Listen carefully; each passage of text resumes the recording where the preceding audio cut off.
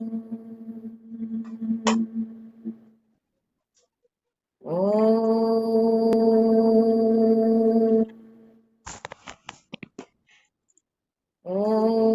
सहना भवतु सहनौ भुनक्तु सह वीर्यं करवावहै तेजस्विनावधीतमस्तु मा विद्विषावहै। ओम शांति शांति शांति। गुरुर्ब्रह्मा गुरुर्विष्णु गुरुर्देवो महेश्वरः गुरुरेव परं ब्रह्मा तस्मै श्री गुरवे नमः। तस्मै श्री गुरवे नमः। वसुदेवसुतं देवं कंसचाणूरमर्दनं देवकी परमानन्दं कृष्णं वन्दे जगद्गुरुं। कृष्णं वन्दे जगद्गुरुं।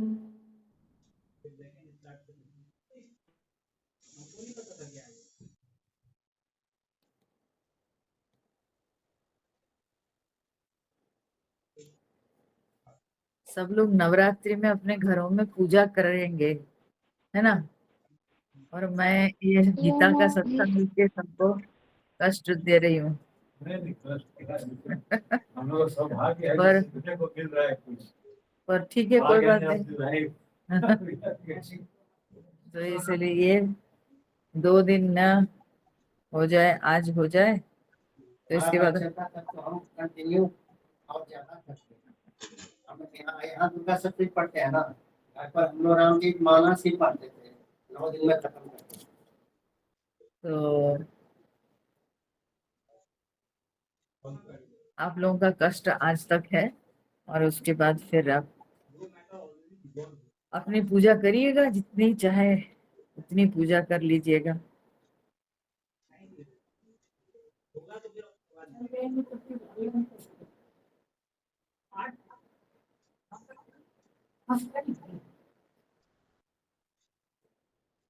हम लोग 60 नंबर श्लोक से पाठ करेंगे। 60 नंबर 60।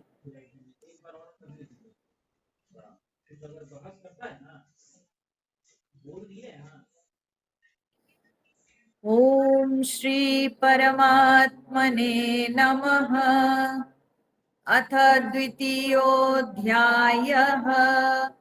श्री भगवानुवाच यततो ह्यपि कौन्तेय पुरुषस्य विपश्चितः इन्द्रियाणि प्रमाथीनि हरन्ति प्रसभं मनः तानि सर्वाणि संयम्य युक्त आसीत मत्परः वशे हि यस्येन्द्रियाणि तस्य प्रज्ञा प्रतिष्ठिता ध्यायतो विषयान् पुंसः संगस्तेषुपजायते संगात् संजायते कामः कामात् क्रोधोऽभिजायते क्रोधात् भवति सम्मोहः सम्मोहात् स्मृतिविभ्रमः स्मृतिभ्रंशात् बुद्धिनाशः बुद्धिनाशात् प्रणश्यति रागद्वेषवियुक्तैस्तु विषयानिन्द्रियैश्चरन् आत्मवश्यैर्विधेयात्मा प्रसादमधिगच्छति प्रसादे सर्वदुःखानां हानिरस्योपजायते प्रसन्नचेतसो ह्याशु बुद्धि पर्यवतिष्ठते नास्ति बुद्धिरयुक्तस्य न चायुक्तस्य भावना न चाभावयत शान्तिः अशान्तस्य कुतः सुखम् इन्द्रियाणां हि चरताम् यन्मनोनुविधीयते तदस्य हरति प्रज्ञाम् वायुर्नावमिवाम्भसि।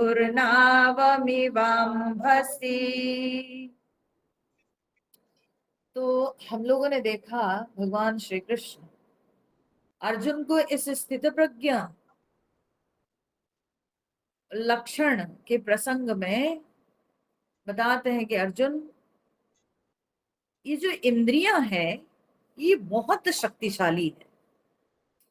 अगर इन इंद्रियों को विषयों के चरगाह में छोड़ दिया जाए, बिना उस पर लगाम दिए अगर उनको छोड़ दिया जाए, तो ये विषय उन्मत्त जैसे हो करके विषयों को भोगते रहेंगे और कभी भी इनके अंदर थकान नहीं आएगा।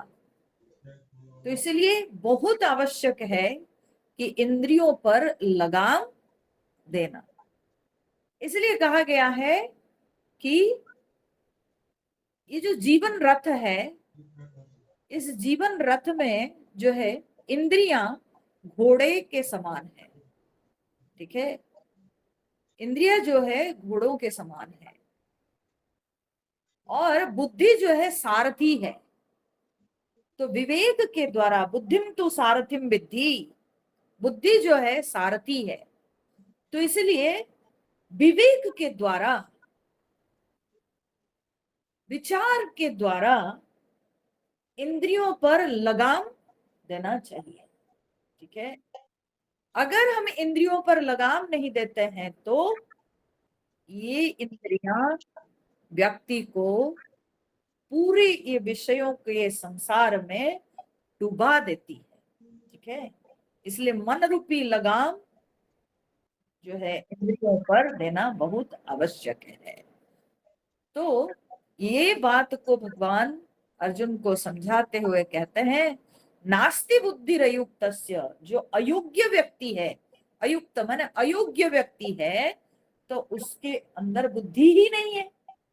ठीक है, बुद्धि नहीं मतलब कि उसकी जो बुद्धि है वह आध्यात्मिक विचार नहीं करती है। बुद्धि तो भगवान सबको दिए हैं, बुद्धि तो सबके पास है, लेकिन उनकी बुद्धि में आध्यात्मिक विचार नहीं दिखाई पड़ता है। और आध्यात्मिक विचार नहीं होने के कारण वे जो है बोलते हैं नचा युक्तस्य भावना, तो बुद्धि नहीं तो भावना भी नहीं। ठीक है, सो अयोग्य व्यक्ति के पास बुद्धि नहीं, अयुक्त या अयोग्य व्यक्ति के पास भावना भी नहीं, तो विचारहीन भावनाहीन होने के कारण उसको शांति की अनुभूति नहीं हो पाती है। नचा भावयतः शांति ही अशांतस्य कुतः सुखम। तो जिसके अंदर भावना ही नहीं है उसको कहाँ शांति मिलेगी, और अशांत व्यक्ति को सुख कहाँ मिलेगा। ठीक है, तो इसीलिए बहुत आवश्यक है कि हम अपनी इंद्रियों को जीतें। कैसे? ना विचारों के द्वारा। बुद्धि को सारथी के रूप से रखना है और बुद्धि हमेशा सजग रहना चाहिए। और इस तरह से जब हम आध्यात्मिक विचारों के द्वारा अपने इंद्रियों पर लगाम डालते हैं, तब जाकर के शांति भी जीवन में मिलती है, सुख भी मिलता है, और इस तरह से जीवन बहुत ही सरल हो जाता है जीने के लिए। ठीक है, यह कहने के पश्चात भगवान अब आगे कहते हैं, इंद्रियाणाम ही चरताम यत् मनः अनुविधीयते। चरताम ही इंद्रियाणाम, चरताम चरती हुई। ठीक है, चरताम मान चरती हुई, इंद्रियाणाम चरती हुई इंद्रियों का जो मन, यत मनः अनुविधीयते, जो मन अनुसरण करता है। तो चरती हुई इंद्रिय माने विषयों में रमती हुई इंद्रियों को जो मन अनुसरण करता है, ठीक है, जो मन दृढ़ नहीं रहता है, जो मन ये विषयों में चरती हुई इंद्रियों को ब्लाइंडली ब्लाइंडली जो मन फॉलो करता है, तो उनके साथ क्या होता है? बोले तदस्य हरति प्रज्ञाम वायुर्नावम इव अंभसी। तो कहते हैं तदस्य हरति प्रज्ञाम, उसकी प्रज्ञा को हर लेती है इंद्रियां, ठीक है, उसकी प्रज्ञा माने उसकी उसकी बुद्धि, उसके विवेक को हर लेती है इंद्रियां, ठीक है। ये चरती हुई विषयों में रमती हुई इंद्रियों को जिसका मन फॉलो करता है, तो उस व्यक्ति के विचार भी उसी की ओर होने लगता है। उस व्यक्ति की जो बुद्धि है वो भी संसार की ओर होने लगती है, ठीक है। जब इंद्रियां विषयों में, मन भी इंद्रियों को अनुसरण किया, तो फिर बुद्धि कहाँ जाएगी? तो बुद्धि भी उनकी जो है उसी और सदस्य प्रज्ञा। कैसे? बोले वायुर्नावम इव अंभसी, ठीक है, वायुर्नावम इव अंभसी, जैसे वायु नाव को जल में, अंभसी माने जल में, जैसे नाव को वायु खींच करके ले जाती है, बहा करके ले जाती है, धकेल के ले जाती है, ठीक वैसे ही ये इंद्रियां मन के साथ साथ बुद्धि को भी खींच के ले जाती। तो इसलिए करना क्या है? इंद्रिय के स्तर पर नियंत्रण का अभ्यास करें, इंद्रिय के स्तर पर से ही संयम का अभ्यास करें, ठीक है। तो इंद्रिय के स्तर पर यानी इन इंद्रियों को विषयों से हटाना चाहिए। इसलिए शुरुआत हुई थी यही भाव के साथ। भगवान जब स्थित प्रज्ञ पुरुष के लक्षण बताए थे, बोले प्रजहाति यदा कामन सर्वान पार्थ मनोगतान, है ना, जिसके मन के अंदर से सारी कामनाएं दूर हो गई है। तो इंद्रियों को या मन को विषयों की ओर जाने नहीं देना चाहिए, ठीक है। देखो ये विषय कितने प्रबल होते हैं, ये विषय जो है कितने भयंकर होते हैं, आप इससे अनुमान लगाइए। आदिगुरु शंकराचार्य इसके ऊपर विवेक चूड़ामणि में एक श्लोक देते हैं, ठीक है।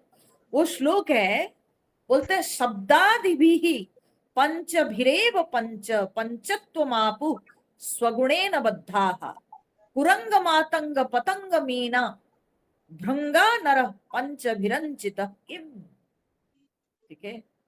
बड़ा सुंदर लगता है सुनने के लिए, हम जन जन जन जन इसमें जो है प्रयोग हुआ है। तो कहते हैं शब्दादिभिः पंचभिः एव पंच पंचत्वम आपु स्वगुणेन बद्धा।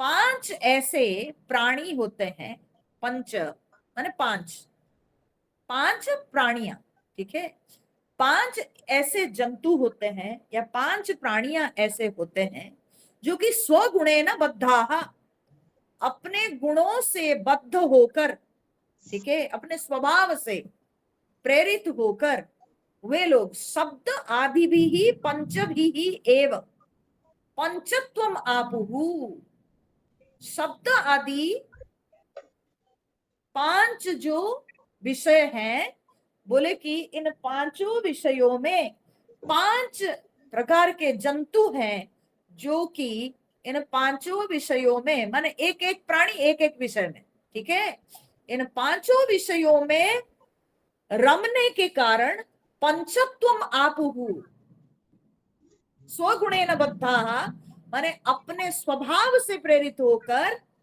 ठीक है, सहज स्वभाव प्राकृतिक स्वभाव से प्रेरित होकर के वे लोग जो है पंचत्वम आपुहु, पंचत्व को प्राप्त हो जाते हैं। पंचत्व माने मृत्यु, ठीक है, तो मृत्यु को प्राप्त होते हैं। अगर ये 5 जंतुओं के साथ होता है, तो मनुष्य जो कि पांचों के पांचों विषयों में फंसा हुआ है, तो उसकी क्या स्थिति होगी, इससे अनुमान लगाइए। तो वे 5 प्राणी कौन है? तो शंकराचार्य कहते हैं कुरंग, मातंग, पतंग, मीन, भृंगा। कुरंग, कुरंग मतलब क्या होता है? कुरंग मतलब होता है हिरण, ठीक है, कुरंग। मातंग मतलब क्या होता है ना, हाथी। कुरंग, मातंग, पतंग, पतंग मतलब पतिंगा, ठीक है, कीड़ा, पतंग। और मीन मछली, भृंगा, भृंगा मतलब होता है भ्रमर, ठीक है, भ्रमर। तो ये पांचों जो प्राणियां हैं, ये पांचों विषयों में अपने गुण के अनुसार, अपने प्राकृतिक गुण के अनुसार वे पांचों विषयों में रमते हैं। कौन पांचों विषयों में? ना हिरण जो है शब्द, ठीक है, हिरण को पकड़ने के लिए गांव के लोग या शिकारी वे क्या करते हैं ना, बांसुरी बजाते हैं, और सुंदर सुरीली बांसुरी के आवाज सुन करके हिरण जो कि क्षिप्र गति से दौड़ सकता है, वो शांत होके खड़ा होके सुनने लगता है। और जब वो खड़ा होके सुनने लगता है, तो गांव वाले जो है उसको पकड़ लेते हैं, ठीक है, शिकारी उसको पकड़ लेता है। तो ये शब्द में बद्ध होने के कारण, जो कि उसका अपना प्राकृतिक स्वभाव है, तो ये शब्द में आसक्त होने के कारण पंचत्वम आपुहु मृत्यु को प्राप्त करता है, पंचत्व को प्राप्त हुआ। हाथी के साथ क्या है? हाथी जो है स्पर्श, हिरण हो गया शब्द, हाथी हो गया स्पर्श। स्पर्श क्या है? हाथी को देह रगड़ने को बड़ा अच्छा लगता है, स्पर्श सुख।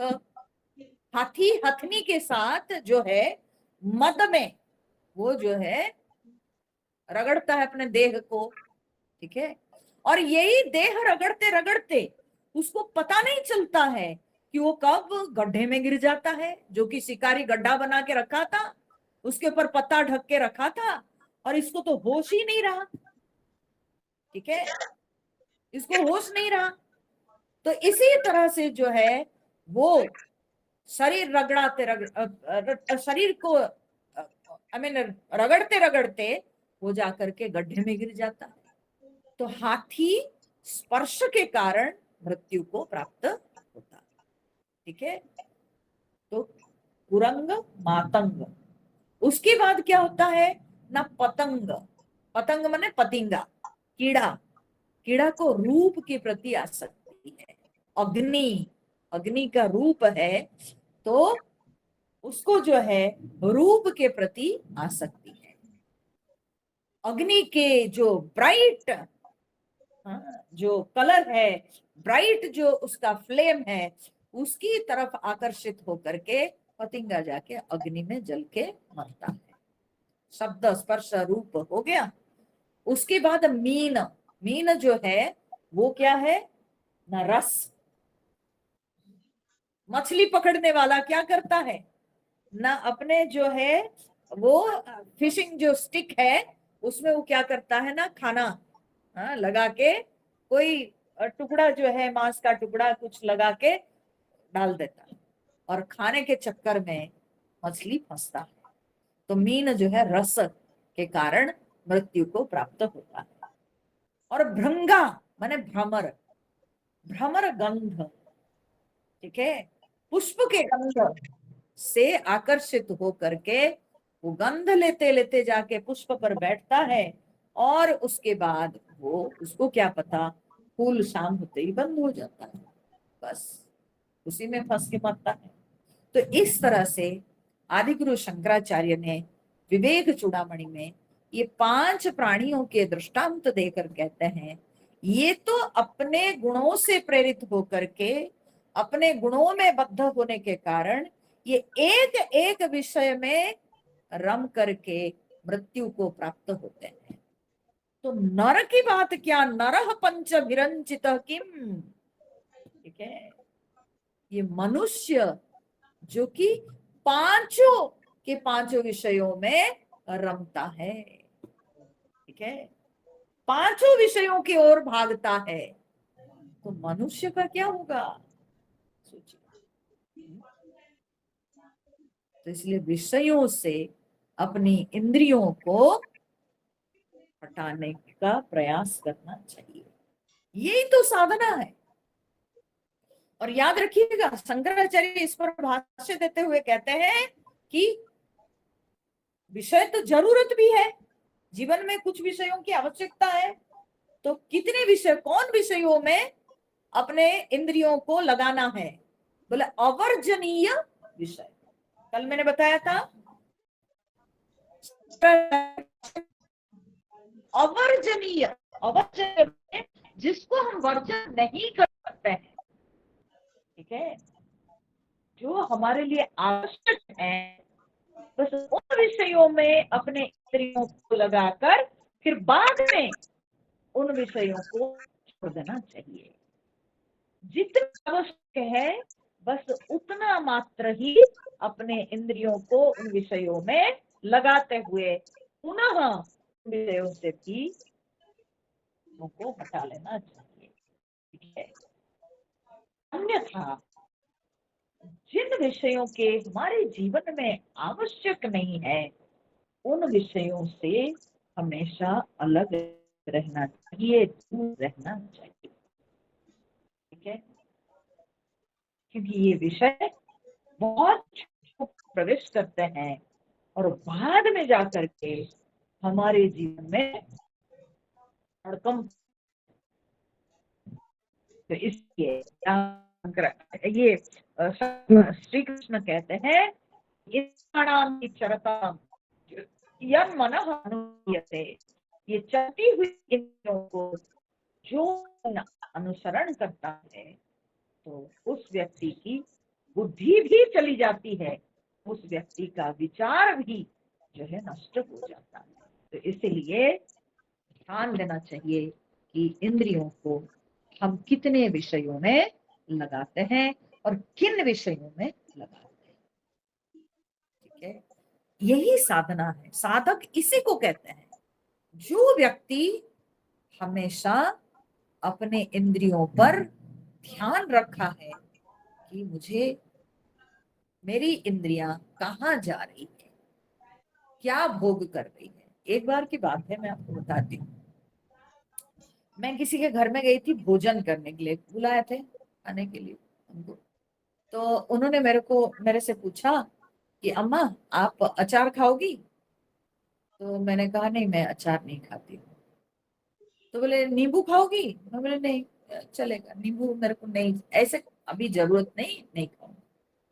और फिर जब खाना खत्म हो रहा था तो बोले कि अम्मा आपके लिए हम पापड़ तल दे, तो हमने कहा कोई जरूरी नहीं। तो बोले कि आप ना ना पापड़ खाना चाहती हो, ना नींबू, ना अचार, तो कैसे आप ये सब चीजों को छोड़ पाई हैं। मैं बोली कि मैं कॉन्शियसली ये अभ्यास नहीं करती, क्योंकि फिर वो हैबिट हो जाती है और उसके बाद बिना पापड़ खाए मेरे को लगेगा नहीं कि मैं खाना खाई हूँ, ठीक है। बिना अचार के मेरे खाना घुटेगा नहीं। तो मैंने कहा कि जितने भर की जरूरत है जिससे मेरे भरपाई हो जाए, मेरी भूख मिट जाए, बस मैं उतना ही खाती हूँ। मैं बोले कि माता जी आप तो संसारी हैं, आपके घर में लोग हैं, आपकी इच्छाओं की पूर्ति करेंगे, मैं तो अकेली हूँ, मुझे सब अकेले ही करना है, खाना भी पकाना है और खुद के जो है लिए खुद करना है। तो कहाँ ये 10 चीजों का मैं बैठ के खाने से पहले सब जुगाड़ करूं और खाऊं, ये सब नहीं होगा, ठीक है, हमसे नहीं हो पाएगा। तो इसलिए हम उतने रखे हैं, अपना अभ्यास को उतना ही रखे हैं कि जिससे कमी भी ना रहे, भरपाई हो जाए, भूख मिट जाए, लेकिन मन या इंद्रियां ये कोई एक्सेस विषयों में ना जाए। ठीक है, तो यही साधना है और इसको कॉन्शियसली प्रैक्टिस करना होता है। मैंने कहा ऐसा नहीं कि हमको अच्छे नहीं लगते हैं वे चीजें, वो भी अच्छे लगते हैं, लेकिन हम नहीं चाहते हैं कि उनके फेरे में पड़ने के लिए, क्योंकि एक बार अगर फंस जाएंगे तो हमेशा मन में वही रहेगा कि कोई थोड़ा चटपटा खिला दे, कोई थोड़ा ये खिला दे, या थोड़ा पापड़ खाएं, थोड़ा अचार खाएं, थोड़ा ये खाएं, थोड़ा वो खाएं, और खाते ही जाएं। ठीक है, और इसी चक्कर में बस खाना बनाते रहो, खाना बनाते रहो। उसके बाद क्या कंप्लेन करते हैं, बनाते बनाते थक गए हैं, कब गीता सत्संग करेंगे हैं? गीता सत्संग कैसे करेंगे अम्मा जी, हम तो थक गए हैं आज खाना बनाते बनाते, पकवान बनाते बनाते। बनाओ पकवान, खा खा के मरो। ठीक है, जीवन का और तो कोई ध्येय नहीं, और कोई लक्ष्य नहीं, बस केवल खाना बनाना, खाना खाना, खाना बनाओ, खाना खाओ, बस। इसके अलावा और कुछ हम जानते नहीं। इसलिए सचेत रहकर अपनी इंद्रियों को नियंत्रण में लाना है। ठीक है, शुरुआत में कष्ट अनुभव होता है, लेकिन बाद में एंजॉय करते हैं, क्योंकि स्वतंत्रता में जो आनंद है, हाँ, वो बंधन में कदापि नहीं हो सकता। आपको पापड़ ना मिले जो अपूर्णता लगती है कि आज हमने कुछ खाया नहीं, लेकिन जिसको बिना पापड़ की पूर्ति हो जाती है वो मस्त रहता है, वो आनंद है। स्वतंत्रता में आनंद है, सुख है। लेकिन बंधन, जब पापड़ में बंध गए तो उसमें जो दुख है, तो वही व्यक्ति से पूछिए कि पेट भर के खाना खाने के बाद भी एक क्या पापड़ नहीं मिला, उसमें उसको पूर्णता अनुभव नहीं होती है ना। तो यही बंधन है। इसलिए सचेत रहकर ही विषयों को अपने जीवन से छांटते चले जाना है, घटाते जाना है, जो जो अनावश्यक है छोड़ते जाना है। मैं कभी कभी तो जानते हैं ऐसे अपने आप से पूछती हूँ, कोई कोई चीजें ऐसे दिख जाती है, अरे लगता है ये तो बहुत दिन से पड़ा है, इसका तो कोई व्यवहार नहीं। फिर मैं सोचती हूँ, मैं मेरा ये एक हैबिट है, ये थॉट मेरे में हमेशा आता है। मैं अपने आप से पूछती हूँ, मैं बोली पिछले 1 साल से मैं इसको व्यवहार किया है क्या? नहीं किया है। 1 साल से अगर मैं व्यवहार नहीं करके जी पाई हूं, तो फिर आगे भी जी सकती हूँ, मुझे इसकी जरूरत नहीं है। दैट मीन्स इसकी आवश्यकता है ही नहीं मुझको, तो हटाओ इसको। समझे? जब 1 साल से हम बिना व्यवहार किए जी पा रहे हैं, तो उसको क्यों रखेंगे? उसकी क्या जरूरत है ना। आदमी खामखा कितना संग्रह करता जाता है? सोचता है कि इसकी जरूरत है, उसकी जरूरत है, हाँ ये अगर जरूरत पड़ जाएगी तो। बोले 1 साल से जरूरत पड़ी क्या? नहीं पड़ी ना, तो आगे भी नहीं पड़ेगी, आगे भी नहीं पड़ेगी।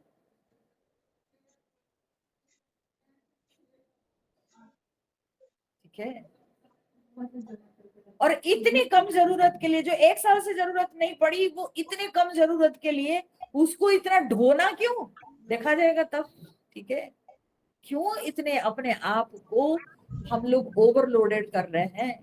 तो इसलिए विषयों से हमेशा अपने आप को हटाते जाना है। ठीक है, तो भगवान इसलिए कहते हैं कि अर्जुन, जिनका मन विषयों में चढ़ती हुई इंद्रियों को फॉलो करता है, उन लोगों की बुद्धि भी चली जाती है। जैसे नाव को वायु खींच करके ले जाती है, वैसे ही उनकी हालत होगी। तो क्या करना है?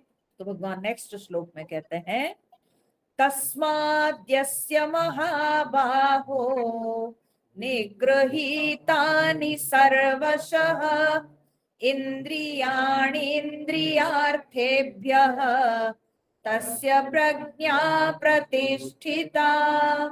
तस्माद्यस्य महाबाहो निगृहीतानि सर्वशः इन्द्रियाणीन्द्रियार्थेभ्यः तस्य प्रज्ञा प्रतिष्ठिता।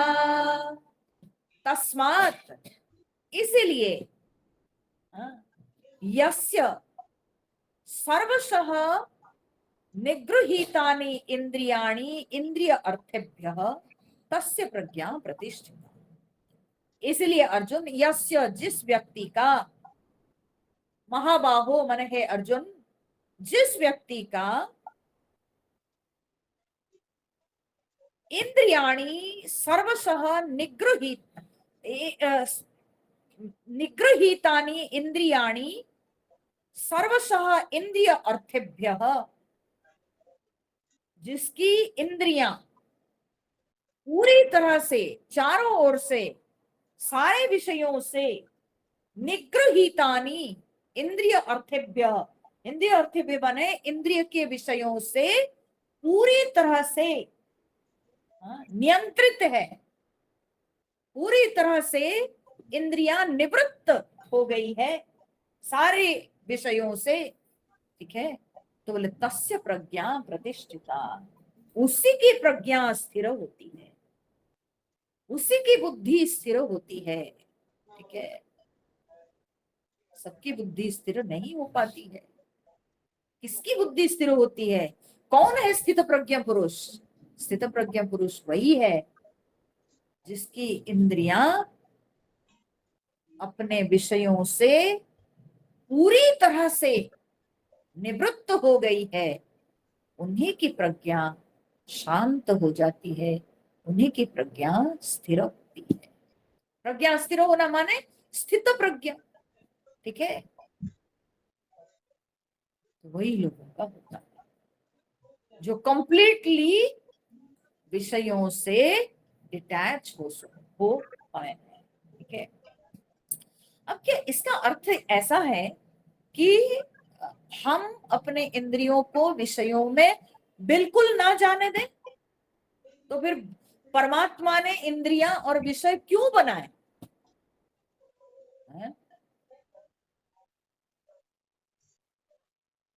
गाना मत, हमको गाना मत सुनाना, ठीक है। दुनिया बनाने वाले क्या तेरे मन में समा, काहे को दुनिया बनाई, वो तुम जानो भाई, है ना। क्यों दुनिया बनाई? तो फिर भगवान इंद्रियां क्यों बनाई, विषय क्यों बनाए? तो क्या इंद्रियों को विषयों में बिल्कुल नहीं जाने देना है? बोले नहीं नहीं नहीं, ये अर्थ नहीं है। तो अर्थ क्या है? इसका अर्थ है कि इंद्रियों में विषयों की ओर जाने के लिए जो स्वाभाविक प्रवृत्ति है, जो सहज प्रवृत्ति है, उसके वेग को रोककर स्वेच्छानुसार संचालन करना, यही जो है साधना, ठीक है। इंद्रियों का विषयों की ओर जाना उसकी सहज प्रवृत्ति है, ठीक है। Our sense organs are extrovert, ठीक है। उपनिषद कहती है कि ये इंद्रियां जो है ये बहिर्गामी है, ये बहिर्गामी है, और इसी तरह से स्वयंभू ने इसकी रचना की है। परमात्मा ने इन इंद्रियों को बहिर्गामी करके बनाए हैं। आंखें जो है खुलती है तो वो बाहर की दुनिया को देखती है, ठीक है।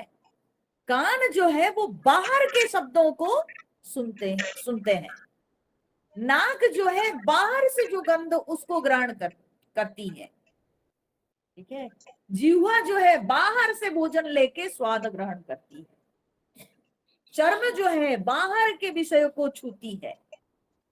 तो ये सारी इंद्रियां बाहर जगत की ओर जाने के लिए भगवान बनाए हैं, ठीक है। तो ये सब इंद्रियां स्वाभाविक रूप से बहिर्गामी है, ये इनकी सहज प्रवृत्ति है। ठीक है, ये तो इनकी सहज प्रवृत्ति है। तो इसलिए हम इंद्रियों को कैसे विषयों से बांध देंगे? तो अपनी आवश्यकता अनुसार तो हमको इन इंद्रियों को विषयों में जाने देना पड़ेगा। ठीक है, तो करना क्या है तब? तो बोलते हैं कि ये तो इनकी प्रवृत्ति है, लेकिन यहां पर उनके वेग को रोककर, ये जो खूब तीव्र वेग से ये इंद्रियां भागती थी विषयों की ओर, ठीक है, एक विषय हुआ कि नहीं, दूसरे विषय, दूसरे से तीसरे, तीसरे से चौथे, ऐसे जो एक विषय से दूसरे, दूसरे से फिर आगे, ऐसे करके जो ये अलग अलग विषयों में कूदती थी, तो ऐसे वेग को रोक देना। ठीक है, तो थोड़ा पॉज लगाना है, धीरे धीरे, धीरे धीरे, हैसन स्लोली, थोड़ा धीरे चलो। हाँ, तो धीरे चलना मतलब क्या है? इंद्रियों के वेग को रोक कर उसको धीरे जाने देना मतलब क्या है? सोच समझ करके किन विषयों की जरूरत है, बस उन्हीं विषयों में इंद्रियों को छोड़ना। ठीक है, तो तब क्या होता है? ये इंद्रियां धीरे धीरे, धीरे धीरे कम विषयों में रमती है और अत्यावश्यक विषयों में रमती है, और इस तरह से इसके अंदर नियंत्रण आता है। ठीक है, ये अपने वश में आती है ये इंद्रियां।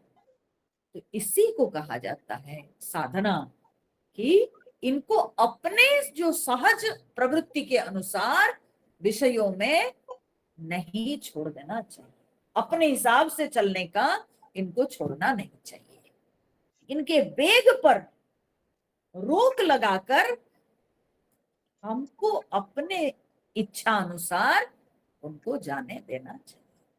ठीक है, हम बुद्धि से विचार करके कहेंगे कि इसको कहाँ जाना, हम जिस जिस दृश्य को देखना चाहेंगे हम निर्देश देंगे, हम माने मेरी बुद्धि विचार करके जिन दृश्यों को देखने की अनुमति देगी, इंद्रियां उसी में जाएंगी।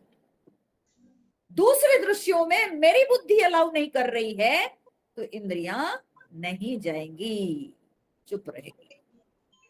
समझ गए?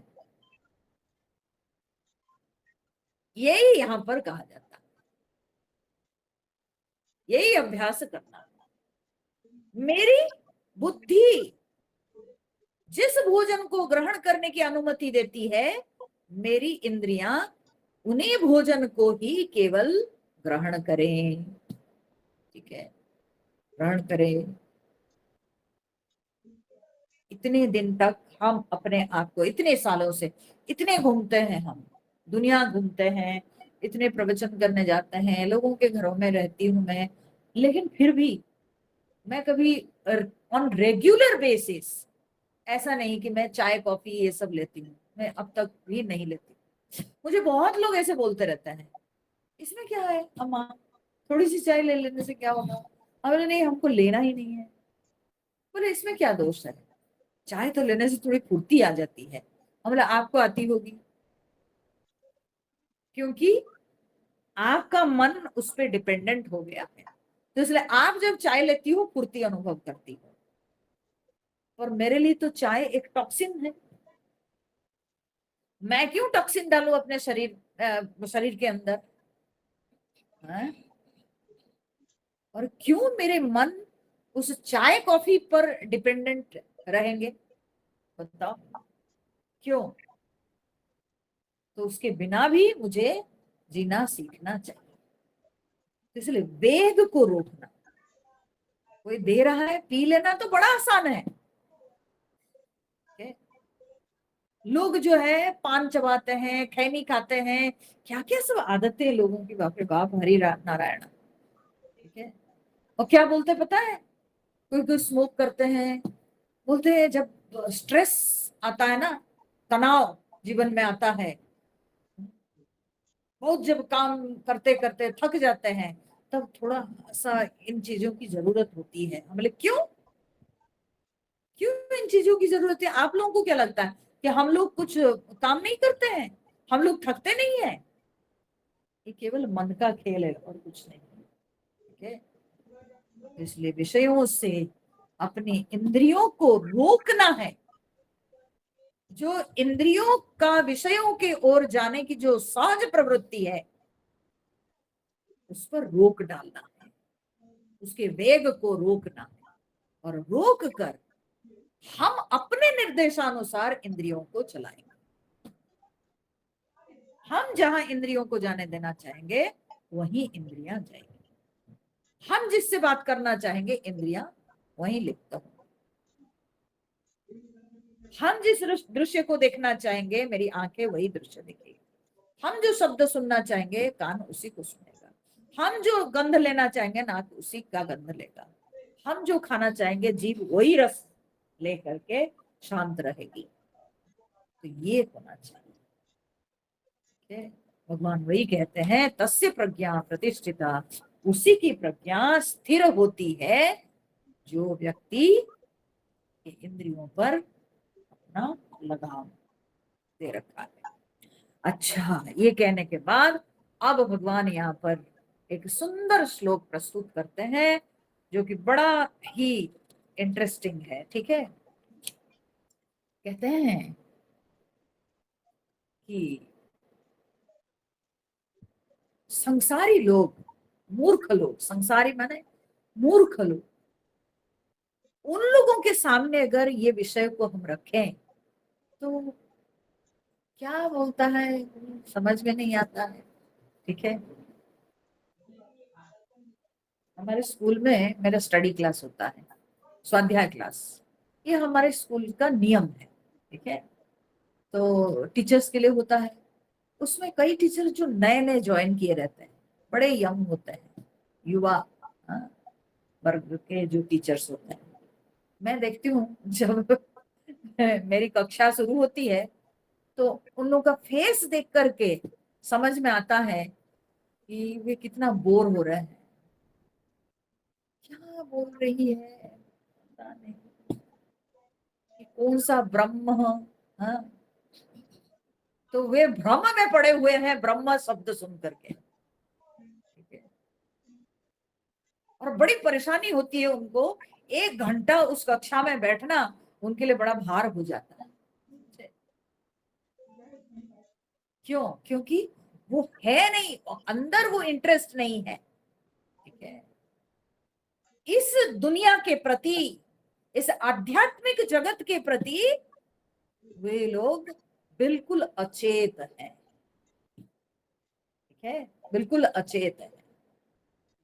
तो इसीलिए आध्यात्मिक विषय जब हम बोलते हैं तो उनको कोई इंटरेस्ट नहीं आता है।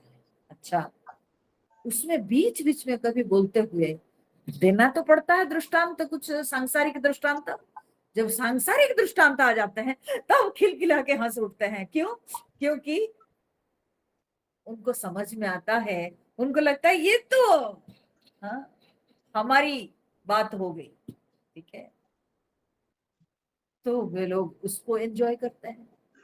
तो जब आप सांसारिक बातें करोगे तो उनको बड़ा पसंद आएगा, और जब आप आध्यात्मिक बातें करोगे तो वो होते हैं क्या बोलती है पता नहीं, है ना? क्या हरदम ये ब्रह्म ब्रह्म ब्रह्म ब्रह्म, हाँ? क्या ब्रह्म सत्य जगत मिथ्या, ब्रह्म सत्य जगत मिथ्या, हमको तो समझ में नहीं आता है। तो ये ही बात को ध्यान में रख के भगवान अगला श्लोक लिखते हैं। या निशा सर्वभूतानां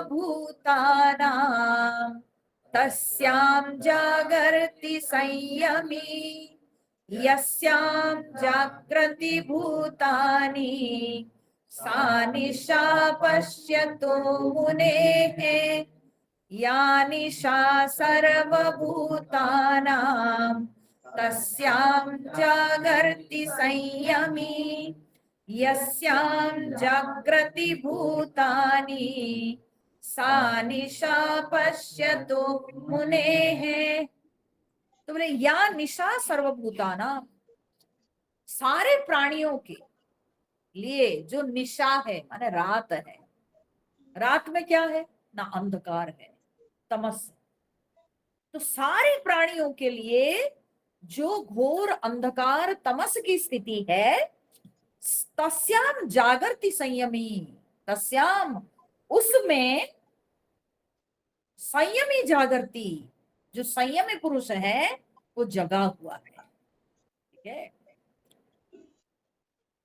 तो बोलते हैं कि जो सारे प्राणियों के लिए निशा है उसमें संयमी पुरुष जगा हुआ है। मैंने थोड़ी देर पहले कहा ना कि वेदांत के विषय, आध्यात्मिक चर्चा एक नव युवक के लिए लगता क्या है, कुछ समझ में नहीं आता है, सब ऊपर ये चले जाता है। ठीक है, तो उसके लिए क्या हो गया, अंधकार, तमस। तो आध्यात्मिक जगत के प्रति एक मूढ़ व्यक्ति, एक सांसारिक व्यक्ति, वो जो है बिल्कुल अचेत है, उसके लिए वो अंधकार है, अज्ञान है, उसको आध्यात्मिक ज्ञान है ही नहीं। लेकिन उसमें संयमी पुरुष पूरा जगा हुआ है, फुल्ली अवेक, इज कॉन्शियस। तो जो भी आध्यात्मिक विषय है वो हर एक विषय को, हर एक तत्व को खूब अच्छी तरह से विचार करके समझता है। और जिन विषयों को एक साधारण व्यक्ति वो बिल्कुल नहीं समझता है, उसके लिए बिल्कुल अज्ञान है। ठीक है, या निशा सर्वभूतानाम तस्याम जागृति संयमी। अच्छा, यस्याम जागृति भूतानी, फिर जिसमें सारे प्राणी जागृत हो जाते हैं। किसमें सारे प्राणी जागृत हो जाते हैं, विषयों के जगत। तो विषयों के जगत में सारे प्राणी जो है वे एकदम जागृत रह के उसको खूब उपभोग करते हैं। तो उस विषय जगत के प्रति सा निशा पश्यतो मुने है, पश्यतो मुने है, पश्यतो मने देखता, देखता हुआ मुनि। किसको देखता हुआ, आत्मदृष्टा, आत्मा को देखता हुआ मुनि, सा निशा, उसके लिए वो निशा है। क्या बढ़िया श्लोक है ना।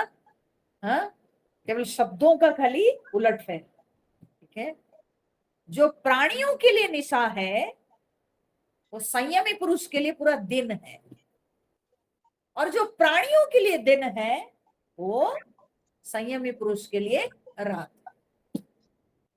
सरल भाषा में अगर हम कहें, या जिस दुनिया में साधारण प्राणी जागृत हैं उस दुनिया के प्रति जो बुद्धिमान पुरुष है, विद्वान पुरुष है, वो सोया हुआ है। ठीक है, और जिस दुनिया के प्रति साधारण प्राणी जगह सोए हुए हैं, तो आध्यात्मिक पुरुष जो है वो पूरा जगा हुआ है। ठीक है, तो इसका मतलब क्या होता है, एक हुआ आध्यात्मिक जगत, एक है विषय का जगत, विषयों का जगत। तो आध्यात्मिक जगत के प्रति मूर्ख व्यक्ति, अज्ञानी, सोया हुआ, और विषयों के जगत के प्रति संयमी पुरुष सोया हुआ। अंतर यही। तो यानी दोनों की स्थिति क्या है ना, नदी के दो पार, नदी के दो पार। ठीक है, एक पार में संयमी है तो दूसरे पार में संसारी है। तो संसारी और संयमी ये दोनों कभी मिलते नहीं, क्योंकि दोनों का उद्देश्य अलग है। ठीक है, दोनों का उद्देश्य अलग है, और दोनों को सुख मिलने का जो जरिया है वो अलग है। ठीक है। संसारी व्यक्ति को सुख मिलता है विषयों से, और आध्यात्मिक पुरुष को सुख मिलता है ब्रह्म से, परमात्मा से। तो परमात्मा के प्रति हमेशा संयम ही जागृत है, जबकि मूर्ख व्यक्ति वो विषय जगत के प्रति जागृत रहता। ठीक है, तो यही अंतर है, और भगवान यही बात को कहते हैं कि संयमी और साधारण व्यक्ति में यही अंतर है। हमारे गुरुजी जब पढ़ाते थे तो हमेशा कहते थे, this is the difference between wise and otherwise. ठीक है, this is the difference between wise otherwise. विद्वान और रेस्ट जो रहे, यही अंतर है। तो भगवान यही कहते हैं कि आत्मदृष्टा मन। अच्छा, इसमें एक बात और भी ध्यान दो। पहला जो लाइन है, तो पहला लाइन में क्या दिया गया, आध्यात्मिक व्यक्ति के लिए क्या शब्द प्रयोग किया भगवान ने? संयमी। ठीक है, संयमी। तो संयमी पुरुष जगा हुआ है। ठीक है, तो संयमी शब्द प्रयोग किया। और दूसरी लाइन में भगवान उसके लिए पश्यतो मुने है, पश्यतो मुने है, देखता हुआ मुनि। ठीक है, आत्मदृष्टा मुनि। ठीक है, तो जब दूसरी लाइन में भगवान आत्मदृष्टा मुनि कह रहे हैं, तो इसका अर्थ है यहां पर जो संयमी शब्द का प्रयोग हुआ है वह साधक के लिए नहीं, सिद्ध पुरुष के लिए है। साधकों के लिए भी संयमी लगता है, जो अभी अभी संयम के अभ्यास करके अपने इंद्रियों पर नियंत्रण प्राप्त किए हैं, उनको भी संयमी कहा जाता है। लेकिन अभी भी वे लोग अपने परम गंतव्य तक पहुंचे नहीं है। संयम तो प्राप्त किए हैं लेकिन परम गंतव्य तक पहुंचे नहीं। ठीक है, तो उनको भी संयमी कहते हैं। पर यहाँ पर संयमी के साथ साथ जो दूसरी लाइन में भगवान पश्यतो मुने हैं कहते हैं कि आत्मदृष्टा मुनि, यानी वो तो अपने लक्ष्य तक पहुंच गए हैं, तो ये सिद्ध है। ठीक है, ये मैं दृष्टांत दे रही हूं, आप समझ सकते हैं। जैसे दो साधक जा रहे हैं, ठीक है, और रास्ते पर क्या हुआ, उनको दिखा कि एक कुछ चमकीली चीज, ठीक है, और लगा कि ये तो चांदी है। तो उसमें से एक जो है वो चांदी समझ करके, हाँ, तो उसको देखता है, लेकिन वो क्या करता है ना, कुछ और बातचीत करके, अपने दोस्त के साथ बातचीत करके वो अपने मन को हटा लेता है। ठीक है, लेकिन बार बार उसका ध्यान उस तरफ जाती है।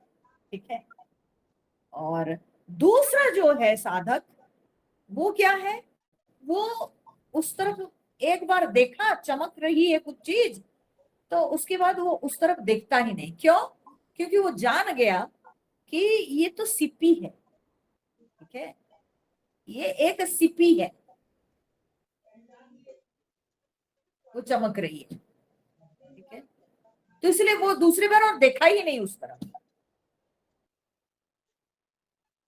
तो जो पहला वाला जो कि बार बार देख रहा है और फिर किसी तरह से बातचीत करके अपने मन को जबरदस्ती जो है बांध के रख रहा है, फिर उसके ध्यान जा रहा है, फिर इधर बातचीत करके अपने मन को हटा रहा है, तो इसको कहते हैं संयमी। लेकिन ये कौन से संयमी है? ये साधक संयमी है, साधक संयमी है। लेकिन जो सिद्ध है, जो जान गया कि जगत माया है, तो उसके तरफ वो झांकता तक नहीं, ताकता तक।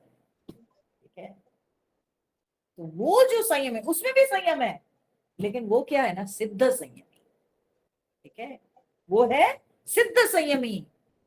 आत्मा ही केवल सत्य है, जगत मिथ्या है, जगत माया है, यह समझकर वो जगत की ओर बिल्कुल झांकता है। इसीलिए तो उसके लिए ये जो सांसारिक विषय है, उसके लिए वो बिल्कुल अंधकार के समान है। उस जगत के प्रति वो सोया हुआ। क्योंकि वो जानता है कि ये माया है, इसमें रमना नहीं चाहिए। समझ रहे हैं? तो ये ध्यान से समझना चाहिए कि क्या भगवान स्थित प्रज्ञ पुरुष के लक्षण बताते हुए ये साधारण संयमी तक पहुंच गए? बोले नहीं, बिल्कुल नहीं। भगवान दूसरे लाइन में पश्चातो मुने है प्रयोग किया है, तो यानी ये सिद्ध संयमी की बात चल रही है। ठीक है? जो पहुंचा हुआ, जो आत्मदृष्टा, जो अनुभवी महात्मा है, उसमें संयम है। लेकिन उसका जो संयम है वो ज्ञान में प्रतिष्ठित होने के कारण उसका संयम है।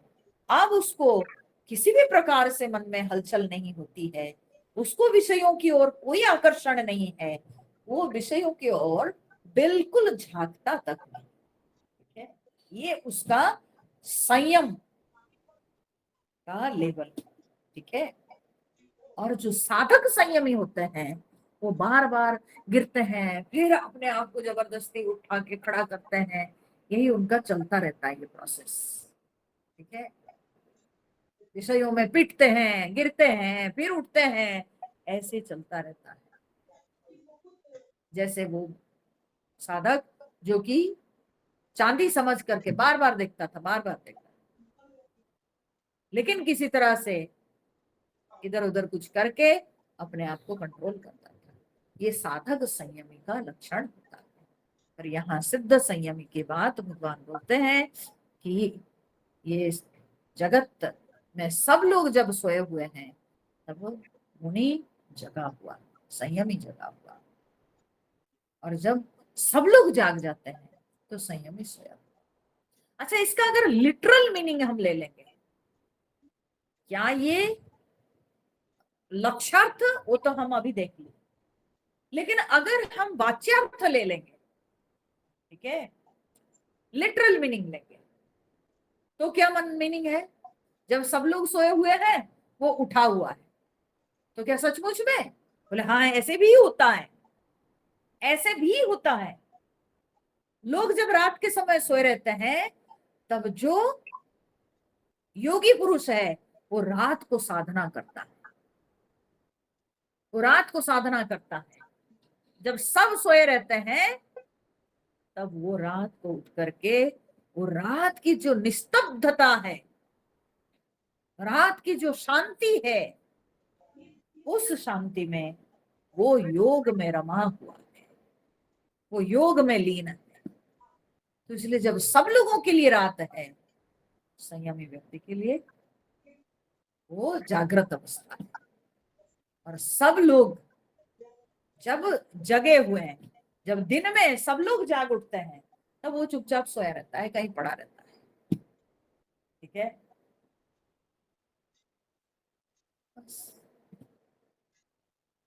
उसको किसी से कोई मतलब नहीं, तो रात में साधना किया, और दिन में जब लोग उठ के काम धंधा करने लगते हैं, उसको कुछ करना नहीं, उसको कुछ प्राप्त नहीं करना है, कोई अपेक्षा नहीं है, तो कहीं पड़ा हुआ है, कहीं सोया हुआ है।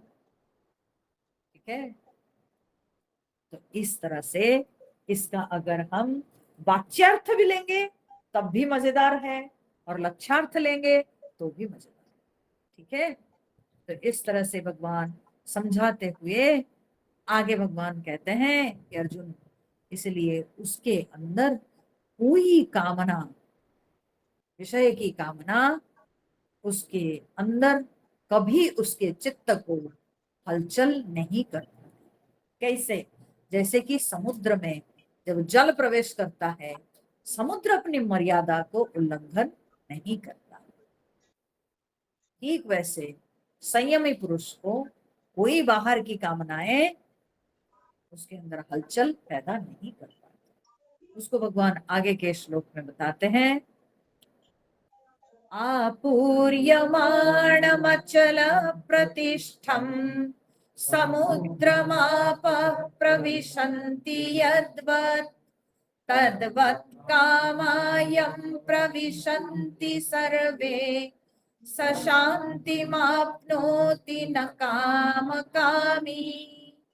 आपूर्यमाणमचल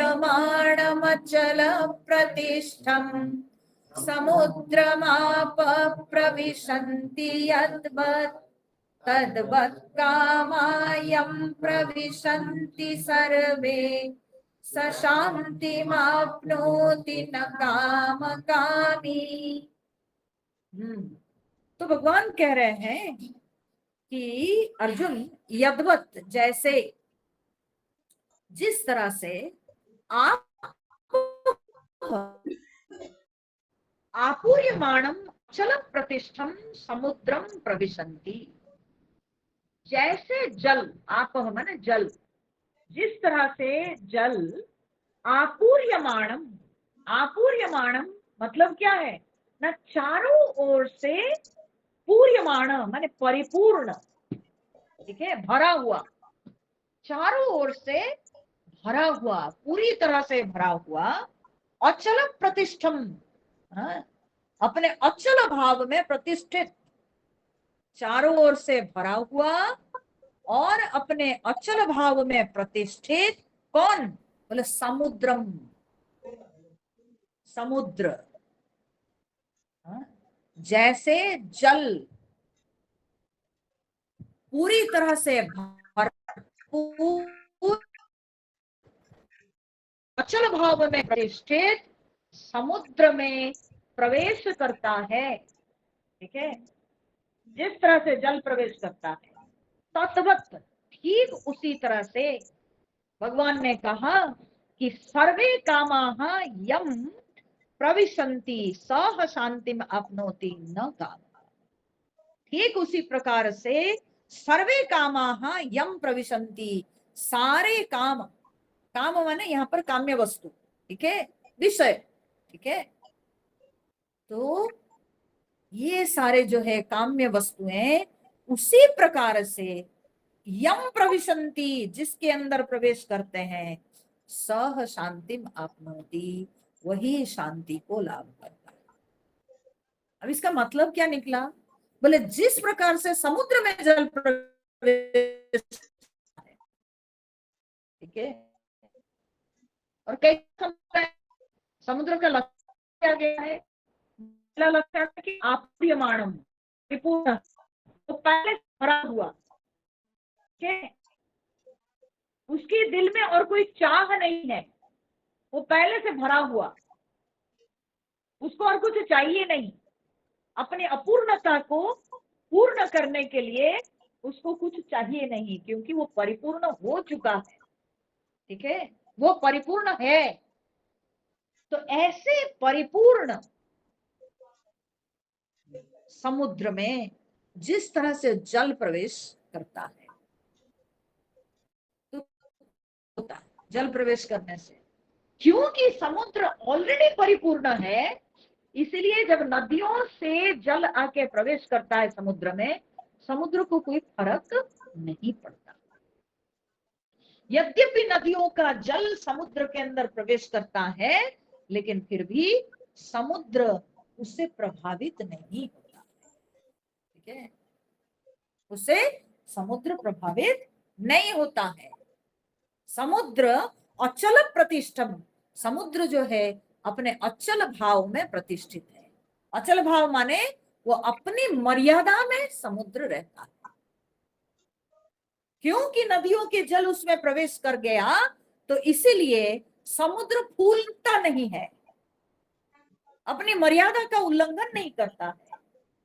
समुद्र हमेशा अपनी मर्यादा में ही, अपनी सीमा में ही हमेशा समुद्र रहता है। ठीक उसी प्रकार से ये सारी काम्य वस्तुएं, ये भी उसी प्रकार से विद्वान व्यक्ति के अंदर प्रवेश करते हैं। माने क्या, वो परिपूर्ण हो चुका है, विद्वान व्यक्ति भी पहले से परिपूर्ण हो चुका है, उसके अंदर कोई अपूर्णता बची नहीं है। तो इसीलिए अगर काम्य वस्तुएं प्रवेश करती भी है, तो उसके अंदर कोई वासना नहीं होती है, या उसको भोगने की इच्छा नहीं होती है, वो घुसी निकल भी गई, ठीक है। बोले फिर उनके लिए काम्य वस्तु क्यों कहा गया, जब उनकी कामना है ही नहीं, तो उनके लिए काम्य वस्तु क्यों कही गई। तो बोले बार बार तो बोल रहे हैं अवर्जनीय वस्तु, आखिर अवर्जनीय विषय है ना, जिनको हम वर्जन नहीं कर सकते हैं। कुछ तो हमारे लिए जरूरत है शरीर धारण के लिए, तो उनमें भी ज्ञानी पुरुष आसक्त नहीं, क्योंकि वो भरा हुआ है। केवल इस देह यात्रा के लिए जितने भर की जरूरत है बस उतने भर का वो ग्रहण करता है, पर वे सारी काम्य वस्तुएं उसके अंदर टिकती नहीं है। तद्वत कामायम प्रविशन्ति सर्वे, उसी प्रकार से सारी काम्य वस्तुएं इस विद्वान के अंदर प्रवेश करती हैं। यानी यद्यपि कुछ वस्तुओं की कामना वो करता है, क्योंकि देह यात्रा को बढ़ाने के लिए, लेकिन उन वस्तुओं के प्रवेश से, उन वस्तुओं के संस्पर्श से विद्वान व्यक्ति अपनी मर्यादा का उल्लंघन नहीं करता। समुद्र के समान विद्वान व्यक्ति अपनी मर्यादा में बने रहते हैं। वे अपनी मर्यादा को तोड़ते नहीं। वे जानते हैं कि किस हद तक उनको विषयों का स्वीकार करना, ठीक है, किस हद तक उनको विषयों का भोग करना। तो अपनी मर्यादा में हमेशा विद्वान पुरुष बने रहते हैं, और ये काम्य वस्तुएं उनके चित्त को उद्वेलित नहीं करती। जैसे समुद्र को कोई फर्क नहीं पड़ता है नदियों के जल उसके अंदर प्रवेश करने से, वैसे ही ज्ञानी व्यक्तियों के अंदर काम्य वस्तु प्रवेश करने से भी उनको भी कोई फर्क नहीं पड़ता, ठीक है। तो सह शांतिम आपनोति न काम कामी, वही व्यक्ति केवल शांति को लाभ करता है, शांति का अनुभव करता है। न काम कामी, भगवान बोलते हैं न काम कामी, जो काम को कामना करने वाले, ठीक है, जो भोग की इच्छा रखते हैं, तो उन लोगों को शांति नहीं मिलती, ठीक है। शांति मिलती है उन लोगों को जिन लोगों के अंदर कोई कामना है ही नहीं, ठीक है, कोई कामना है ही नहीं, ऐसे लोगों को शांति की अनुभूति। अब देखो कि कभी कभी क्या होता है कि हम लोग चले जाते हैं कहाँ ना, ये पहाड़ों पर, है ना।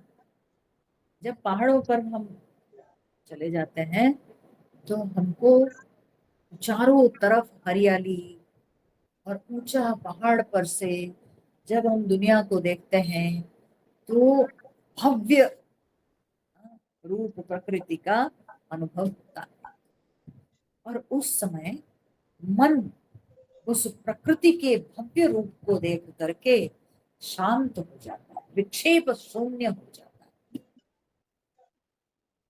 उस समय में मन अपने सारे सगे संबंधी मित्र घर परिवार सब कुछ भूल जाता है, छोड़ देता है, और प्रकृति के भव्य रूप में वो बिल्कुल लीन हो जाता है।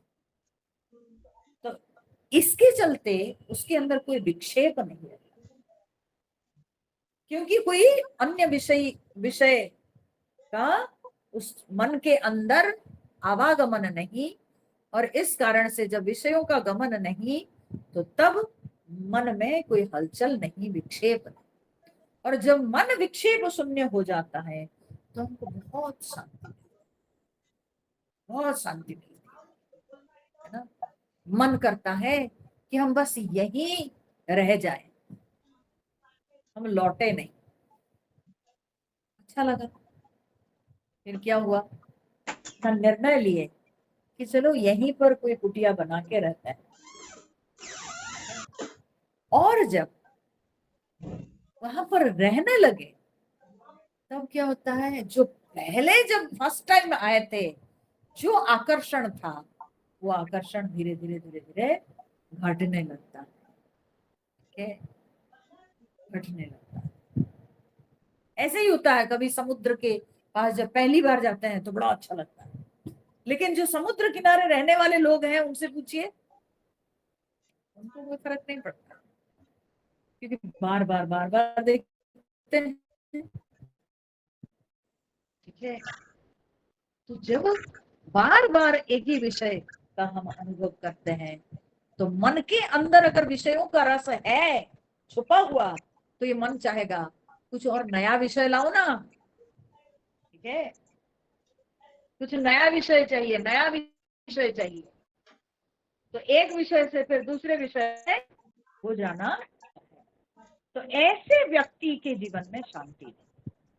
ठीक है, जब मन में विक्षेप उठता है, जब मन एक विषय से दूसरे विषय में घुसना चाहता है, तो तब वो मन शांत नहीं। लेकिन मन जब विक्षेप शून्य हो जाता है, तो भले टेम्पररीली हम लोग जरूर कहीं ना कहीं इस बात को अनुभव किए होंगे, कभी ना कभी जरूर हम लोगों का अनुभव आया होगा कि कभी पहाड़ के ऊपर, कभी समुद्र के सामने, है ना, कभी जो है खुले आसमान के नीचे, बहुत बड़ा मैदान में खुले आसमान के नीचे आप हो, तो भी कभी कभी ऐसा लगता है आह क्या शांति है, क्या आनंद है। लेकिन अगर मन के अंदर रस होगा विषयों का, तो वो हमको वहां ज्यादा दिन टिकने नहीं देगा, बोर हो जाएगा। लेकिन जो सचमुच का साधक है वो रमने लगा, यही शांति है। सो विक्षेप शून्य जब मन हो जाता है, तब उसको शांति का अनुभव होता है। मन में अगर विक्षेप बना रहेगा, तो फिर उसमें शांति कभी नहीं अनुभव होगी। तो भगवान कहते हैं, और विक्षेप कब तक रहेगा? जब तक काम्य वस्तुओं का प्रवेश होता रहेगा। ठीक है, तो न काम कामी, भगवान कहते हैं जो काम को हाँ भोगना चाहता है, जो काम के कामी है, ठीक है, तो वो व्यक्ति को कभी शांति नहीं मिलती। शांति उसी को मिलती है जो अपने आप को समुद्र के समान कर दिया, जिसको बिल्कुल विषय आए गए कोई फर्क नहीं पड़ता है, किसी भी प्रकार के उसके चित्त को विषय प्रभावित नहीं करते हैं, वही व्यक्ति केवल शांति लाभ करता है। तो इसलिए अंत में भगवान अर्जुन को कहते हैं, धीरे धीरे अब इस विषय को समाप्त करते हुए भगवान अंत में कहते हैं, इसलिए अर्जुन, अगर जीवन में शांति प्राप्त करनी है, तो 4 चीजों का ध्यान रखना पड़ेगा। क्या वे 4 चीजें हैं? विहाय कामान्य सर्वान् पुमांश्चरति निःस्पृहः निर्ममो निरहङ्कारः स शान्तिमधिगच्छति। विहाय कामान्य सर्वान् पुमांश्चरति निःस्पृहः निर्ममो निरहङ्कारः स शान्तिमधिगच्छति। भगवान ने कहा कि पहला लक्षण है कि यह पुमान, जो पुरुष, जो व्यक्ति, जो साधक, सर्वान कामान विहाय, ठीक है, सर्वान कामान विहाय, जहां से शुरू किए थे, प्रजहाति यदा कामान सर्वान पार्थ मनोगतान, पहला श्लोक स्थित प्रज्ञ पुरुष का लक्षण बताते हुए भगवान ने कहा था सारे काम, सारी कामनाओं को जब मनोगत कामनाओं को त्याग देता, तो फिर अंत में आके भगवान वहीं अटके, बोले जो पुरुष सर्वान कामान विहाय, सारी कामनाओं को त्याग करके, पहला लक्षण, ठीक है, कामनाओं से मुक्त होना। फिर दूसरा लक्षण क्या है? न निस्पृह चरती, वो निस्पृह होकर रमता है। वो भी दुनिया में रमता है, लेकिन कैसे रमता है? ना उसको विषयों में कोई स्पृहा नहीं, निस्पृह होकर के, ठीक है। कोई आकांक्षा नहीं, ये विषय मिले, वो विषय मिले, ये और चाहिए और चाहिए, ये सब कोई आकांक्षा, कोई स्पृहा उसमें है ही नहीं। निस्पृह चरती, निस्पृह होकर के रमता है वो संसार में। संयमी भी यही संसार में रहता है, संसारी भी इसी संसार में रहता है, लेकिन संसारी सुखी दुखी होता रहता है और संयमी हमेशा आनंद में रहता है। ठीक है, क्यों? क्योंकि उसके अंदर कोई स्पृहा है ही नहीं। निस्पृह चरती दूसरा लक्षण हुआ। तीसरा लक्षण क्या है? ना निर्मम, निर्मम होकर, निर्मम, साहित्य में जो निर्मम शब्द का प्रयोग होता है उसका मतलब क्या होता है? निर्दयी। ठीक है, निर्दयी, दया शब्द। वेदांत में जो निर्मम होता है वो विद्वान के लिए निर्मम लगता है। वे कठोर नहीं होते हैं, जे उनका हृदय तो बड़ा कोमल होता है, उनके हृदय बहुत कोमल होते हैं। और जैसे जैसे ज्ञान की अनुभूति होने लगती है, जैसे जैसे ज्ञान की समझ आने लगती है, वैसे वैसे ये कठोर हृदय जो है ये पिघलने लगता है, बातें आसानी से समझ में आने लगती है और किसी भी विषय में बहुत कम समय में विद्वान लोग गहराई में प्रवेश कर जाते हैं, जो कि संसारी को प्रवेश करने के लिए बहुत समय लग जाता है, लेकिन महात्मा लोग बहुत जल्दी गहराई में प्रवेश कर जाते हैं। तो इसलिए उनके अंदर और कठोरता नहीं रहती है, वे कोमल हो जाते हैं, रुई के जैसे उनका हृदय जो है कोमल हो जाता है। तो यहाँ पर निर्मम शब्द का अर्थ क्या है? ना ममता शून्य होकर, ममता शून्य माने वस्तु विषयों में अपनापन नहीं है, वस्तु विषयों में आसक्ति नहीं है। मम माने मेरा, मेरा घर, मेरा परिवार, हाँ, मेरी चूड़ी, मेरी साड़ी, सब मेरा मेरा मेरा। ठीक है, तो भगवान कहते हैं निर्मम होकर। कैसे निर्मम होगा? बोले दो प्रक्रिया है, एक है ज्ञान की प्रक्रिया, दूसरी है भक्ति की प्रक्रिया।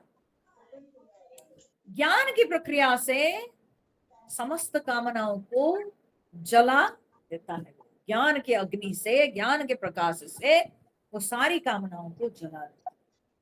ठीक है, ज्ञान के तेज इतना कि कामनाएं नष्ट हो जाती। और भक्ति की प्रक्रिया में क्या है? भक्ति की प्रक्रिया में अब उसके लिए परिवार मेरा, घर मेरा, संबंध मेरा, पुत्र मेरा नहीं रहा, भक्ति के मार्ग में भगवान मेरा। okay? केवल भगवान मेरा, और कोई मेरा नहीं। ठीक है, और कुछ भी मेरा नहीं, केवल भगवान मेरा और सब कुछ तेरा। ठीक है, तुम संभालो तुम्हारा संसार, मेरा कहने से केवल मेरा भगवान। ये भक्ति मार्ग। तो दो प्रकार से व्यक्ति निर्मम हो सकता है। एक में ममता को ज्ञान मार्ग से, ज्ञान के प्रकाश से ममता को वो जला के राख कर देता है ज्ञानी। okay? कैसे? ना उसके ज्ञान के प्रभाव से कि मैं देह नहीं हूं। ठीक है, तो ये जो देह की आवश्यकताएं हैं, ये जो संसार के विषयों को वो अपनाता है, तो वो उससे मेरे को कोई लेना देना नहीं है। मैं देह नहीं हूं, मैं आत्मा हूं, और आत्मा में ये जो जड़ वस्तुओं की कोई गति नहीं है। तो ये ज्ञान अग्नि से वो कामनाओं को जला के रखता है। और भक्ति से क्या होता है? बड़े सरल तरीके से वो भगवान के साथ संबंध बांधे, ठीक है, बस भगवान के साथ संबंध बांधे, हो गया। उसमें आसानी से सब छूट जाएंगे। तो ये दो प्रक्रिया से निर्मम होकर, निरहंकार, अहंकार शून्य होकर, अहंकार और कहां से आएगा, वो तो सब भगवान को दे दिया, ठीक है, अब सौंप दिया इस जीवन को, है ना। तो जब भगवान तुम्हारी शरणों चरणों में, है ना, तो जब सब कुछ मैंने सौंप ही दिया, अब मेरा तो कुछ रहा नहीं, तो किसको लेके मैं अहंकार करूं। सो निरहंकार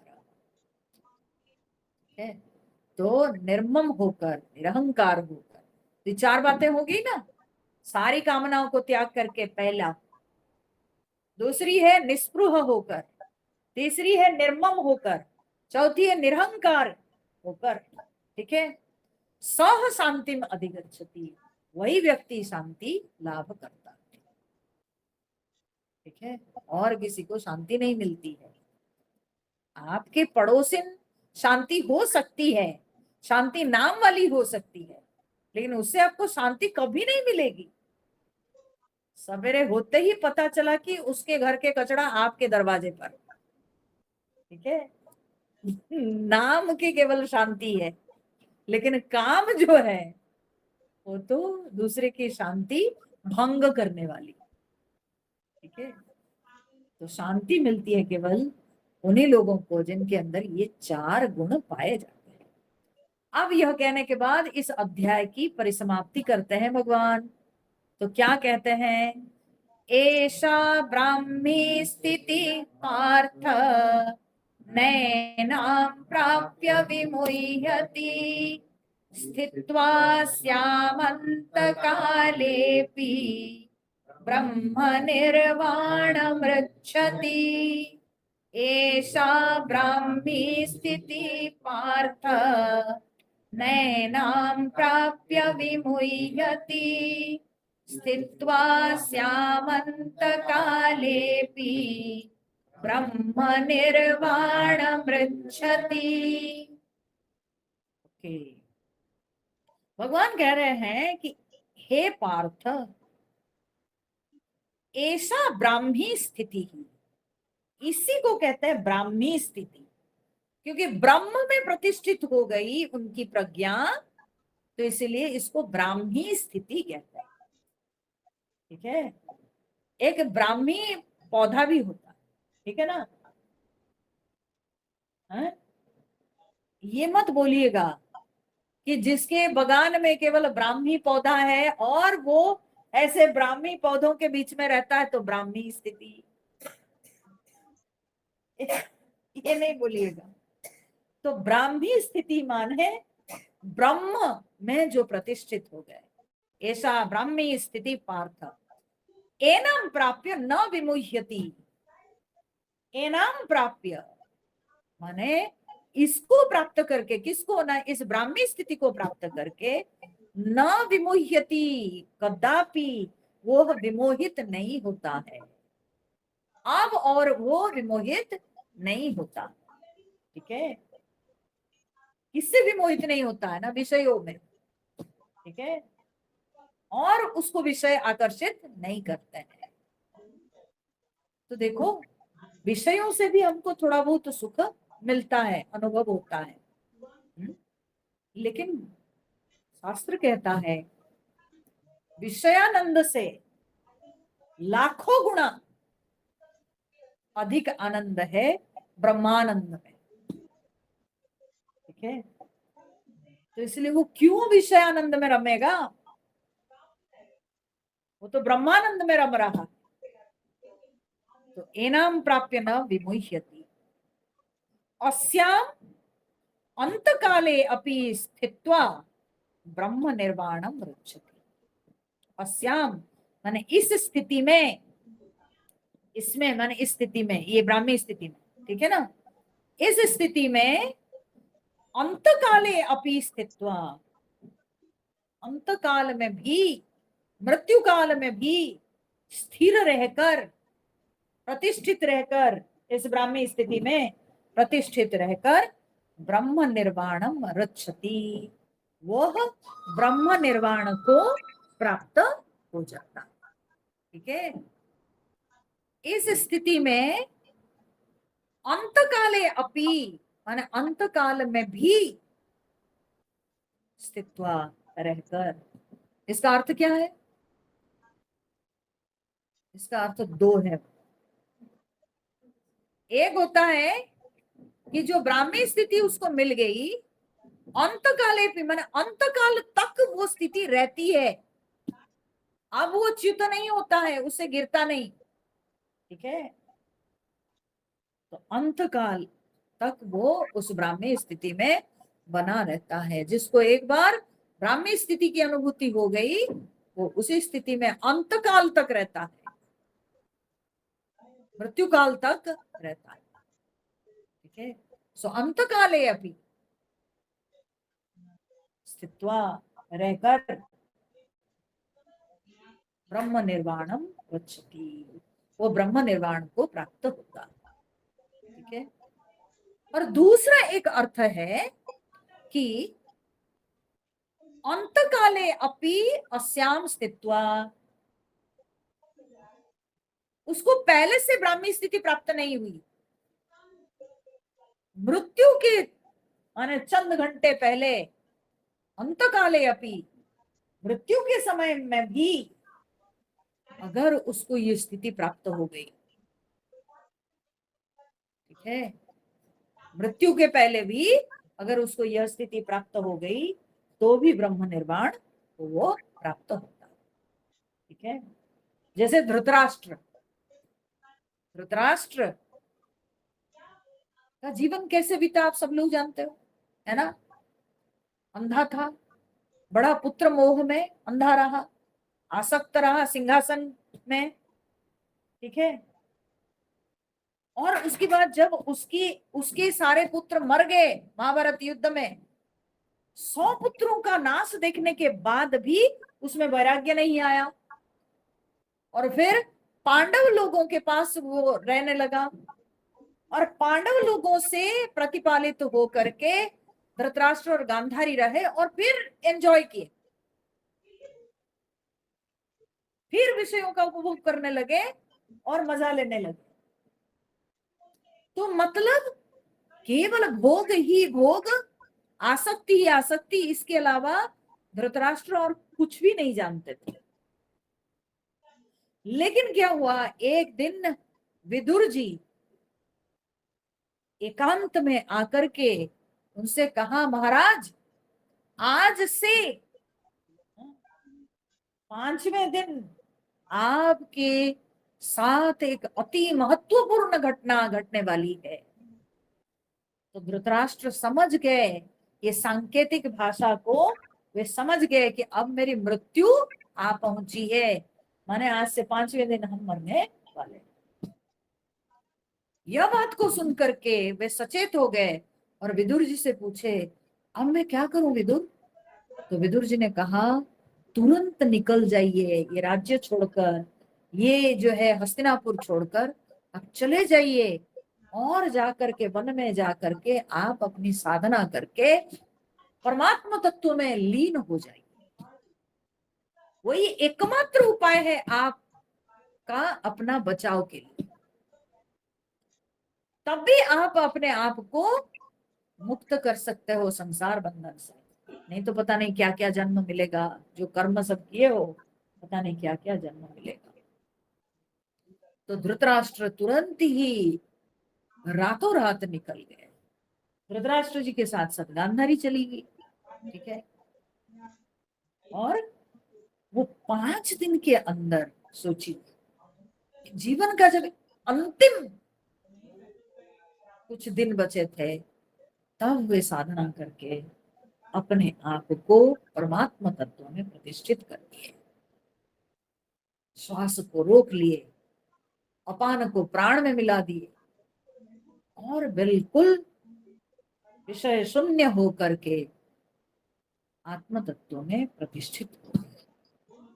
तो सोचिए अंत काल में मृत्यु के समय आकर के धृतराष्ट्र परमात्मा तत्व में स्थिर हो पाए, तब भी भगवान कहते हैं ब्रह्म निर्वाणम रुच्छति, ब्रह्म निर्वाण को व्यक्ति प्राप्त होता है।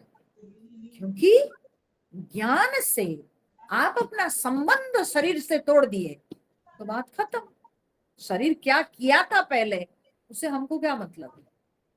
हम जब रियलाइज किए कि अब तक तो हम समझे नहीं थे, हम शरीर को मान रहे थे यही मैं, लेकिन असलियत में मैं तो कोई अलग हूं, तो इसलिए जो शरीर किया था वो शरीर जाने, हमको उससे कोई लेना देना नहीं। तो वो अपना संबंध तोड़ दिया। तो जो व्यक्ति ये कर पाता है तो वो ब्रह्म निर्वाण को प्राप्त होता है। और ब्रह्म निर्वाण का अर्थ क्या है? ब्रह्म निर्वाण का अर्थ क्या है? ये निर्वाण शब्द कोई कोई कहते हैं कि जो बौद्ध लोग हैं वे लोग निर्वाण शब्द का प्रयोग करते हैं। तो बोले बौद्ध लोग हमसे निर्वाण शब्द लिए, गीता से वे लोग निर्वाण शब्द लिए, या हम बौद्ध लोगों से लिए? तो ये कैसे हो सकता है? हमारी गीता तो बहुत पहले है, बुद्ध देव तो बहुत बाद में आए, ठीक है ना। तो वे हमसे लिए हैं, हम उनसे नहीं लिए। ये तो पहली बात। दूसरी बात है, उनके बौद्ध धर्म में निर्वाण का मतलब क्या है? निर्वाण का मतलब है बुझ जाना, ठीक है, बुझ जाना, खत्म हो जाना। क्यों? शून्य। वे लोग शून्य को विश्वास करते हैं, ठीक है। शरीर गिरा तो शून्य हो जाता है और कुछ बचता नहीं रहता, समझे। लेकिन हमारे सनातन धर्म में तो वो नहीं। सनातन धर्म में कुछ रहता है।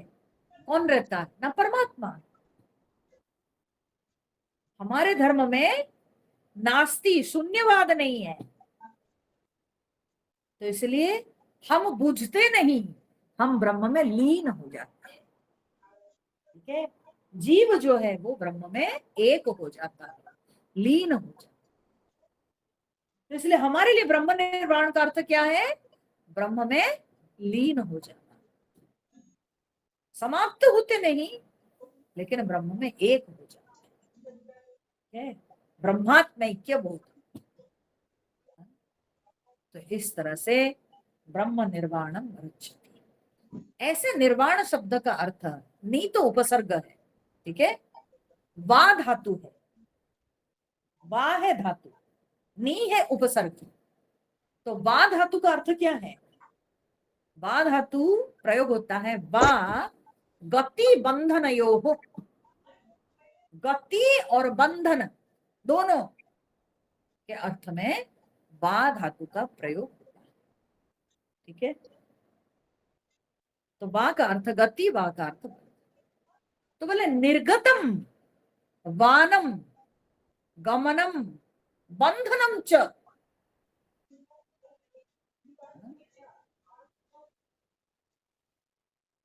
जहां गमन और बंधन दोनों निकल चुका है, दोनों खत्म हो चुका है, उसी स्थिति को निर्वाण कहते हैं।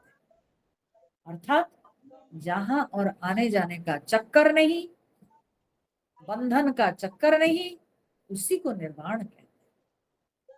तो ये केवल ब्रह्म में हो सकता है। ब्रह्म तत्व आता जाता नहीं है, वो तो सर्वत्र है, वो आएगा जाएगा कहाँ, है ना। और वो तो सबसे विशाल है, तो उसको बांधेगा कौन? वो कैसे बंधेगा? इसलिए ना तो उसमें गति है ना उसमें बंधन। तो निर्वाण का अर्थ है जहां गति नहीं, जहां बंधन नहीं, उसी को निर्वाण कहते हैं। ऐसे निर्वाण को ये विद्वान प्राप्त हो जाते हैं। तो चलिए, इसी के साथ यह अध्याय समाप्त हुआ और फिर अगला अध्याय हम लोग शुरू करेंगे दशहरा के बाद, ठीक है।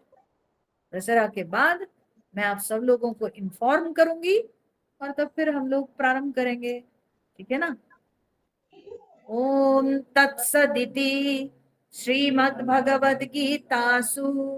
उपनिषत्सु ब्रह्म विद्यायां योगशास्त्रे श्रीकृष्णार्जुन संवादे सांख्ययोगो नाम द्वितीयोऽध्यायः। सर्वधर्मान् परित्यज्य मामेकं शरणं व्रज अहं त्वा सर्वपापेभ्यः मोक्षयिष्यामि मा शुचः। मोक्षयिष्यामि मा शुचः। हरिः ओम्। ॐ पूर्णमदः पूर्णमिदं पूर्णात् पूर्णमुदच्यते पूर्णस्य पूर्णमादाय पूर्णमेवावशिष्यते। ॐ शान्ति शान्ति शान्तिः। हरिः ओम्। श्री गुरुभ्यो नमः। हरिः ओम्।